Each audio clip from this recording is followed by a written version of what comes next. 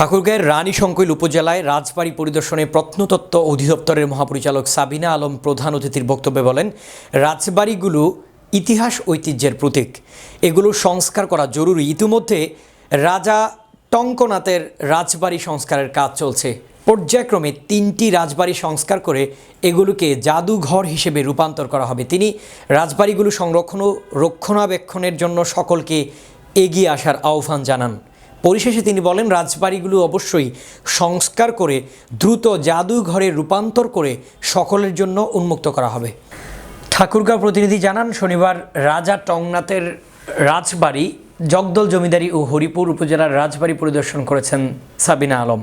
হরিপুর উপজেলার রাজবাড়ি ও রানীশংকৈল উপজেলার রাজা টঙ্কনাথের রাজবাড়ি পরিদর্শন করেন। সেখানেই সংক্ষিপ্তভাবে একটি মতবিনিময় সভা অনুষ্ঠিত হয়। অনুষ্ঠানে রানীশংকৈল উপজেলা নির্বাহী কর্মকর্তা রকিবুল হাসানের সভাপতিত্বে মতবিনিময় সভায় সঞ্চালনা বক্তব্য রাখেন রানীশংকৈল ডিগ্রি কলেজের সাবেক অধ্যক্ষ তাজুল ইসলাম, রংপুর তাজহাট জমিদারি বাড়ির কাস্টোডিয়ান খায়রুল বাসা স্বপন, দিনাজপুর কান্তস্বর প্রত্নতাত্ত্বিক জাদুঘরের সহকারী কাস্টোডিয়ান শিহাব হোসেন, মহাপরিচালকের বোন সাবেক প্রধান শিক্ষক উম্মেশ সালমা সহ স্থানীয় গণ্যমান্য ব্যক্তিবর্গ।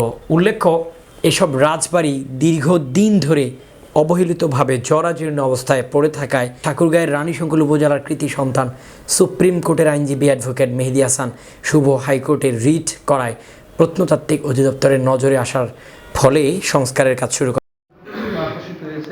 আপনি এসেছেন এবং ইতিমধ্যে আপনার সাথে যে গল্পগুলো আমরা শুনলাম, আপনার নিজস্ব একটা ইচ্ছা সেটা আমরা শুনলাম।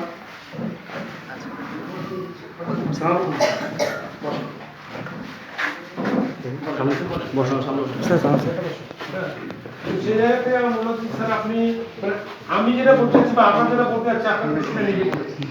আমার কাছে যে আপনার এই আগমনের মধ্য দিয়ে এমন একটা নদী, যে নদীর জল কিন্তু খুব পরিষ্কার, খুবই স্বচ্ছ জল, যেটা অন্য নদীর কিন্তু সাধারণত নদীর জল ঘোলা হয়। আমরা যেটা বলি না যে গ্রামের একটা প্রবাদ আছে, নদীর জল ঘোলা ভালো, হ্যাঁ, যাতে মেয়ে কালো ভালো।